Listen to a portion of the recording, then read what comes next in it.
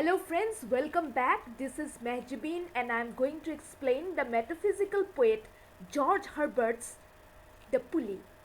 I have already uploaded the summary of this poem.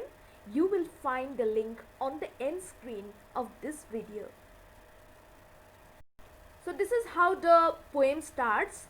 When God at first made man, having a glass of blessings standing by, let us, said he, pour on him all we can.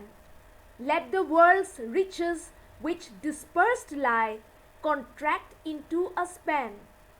When God at first made man, so this is what the poet is saying, that when God created man for the first time, he had with him a glass of blessings.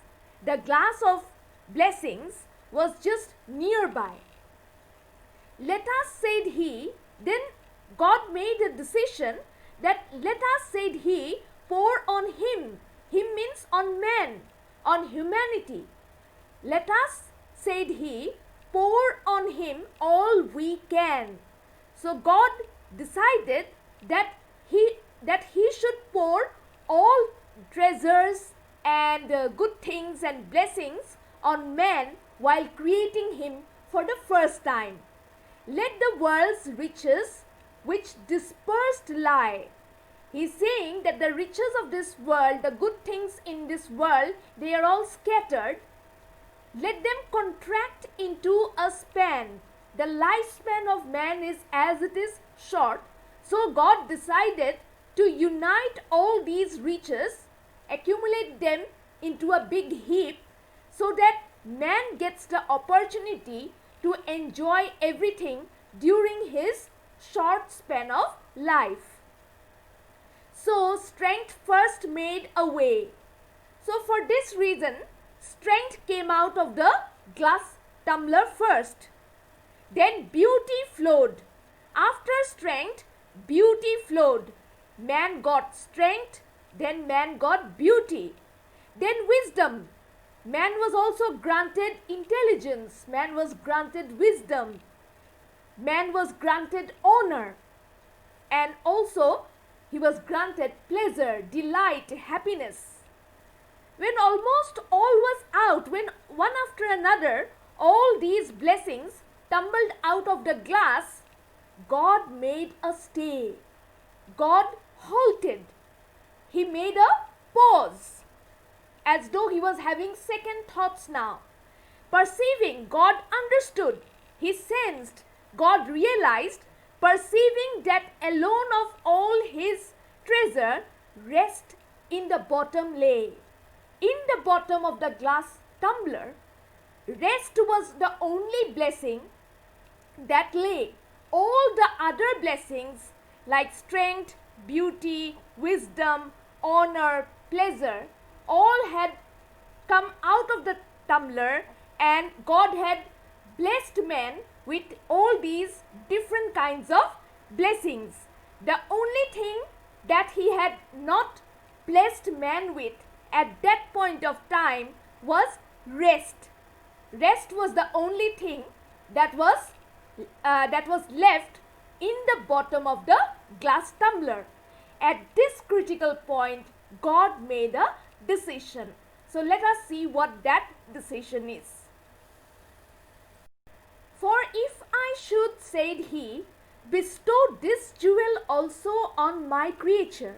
Creature means man, humanity. For if I should, said he, God said that if I bestow, that means give or favor, this jewel also on my creature, that means if I give away this jewel, what jewel? The jewel of rest. If I bestow this jewel also on my creature, he would adore my gifts instead of me. Man would learn to worship all the gifts that had been given to him, but he would forget God and rest in nature. Man would learn to adore nature. He would learn to worship nature, but he would forget the creator of nature and rest in nature, not the God of nature. He would forget to pay his tribute. He would forget to pay his salutation to the creator of this beautiful nature. So both should losers be. And because of this reality, both God and man would end up as losers. God would lose because he would be deprived of getting the tribute that he deserved from man. And man would be a loser because he would forget in his hunger, in his passion to acquire more and more, and because he would be getting things in a very easy way without any hard effort, he would forget to acknowledge the presence of God. And that's why both man and God would be losers. Yet let him keep the rest. Then God decided that he would allow man to have the rest of the blessings except one blessing, that is rest. But keep them with repining restlessness. But man would be allowed to keep all the other treasures and good things of life with repining. That means with heartache, with restlessness. Man would never be at peace because of all the good things that he had got, because he would be restless, he would be tormented. But keep them with repining restlessness, and him be rich and weary, let him be rich and weary, that at least. So God said that let man be rich, let man have all the wealth that he wants, that he craves for, but at the same time let him be exhausted from time to time, that at least if goodness lead him not, yet weariness may toss him to my breast. Now God feels that if goodness, if the good qualities of men do not direct him to worship God from time to time, if his good qualities, if his natural good qualities do not influence him, do not inspire him to acknowledge the presence of God, to thank God from time to time, then he will at least remember God every time he feels tired, every time he feels exhausted. And exhaustion, tiredness may toss him to my breast. That means tiredness would toss men to the breast of God. So tiredness would compel man to remember God, and that was what God wanted. Well, that's all for today. I hope that you have understood this poem.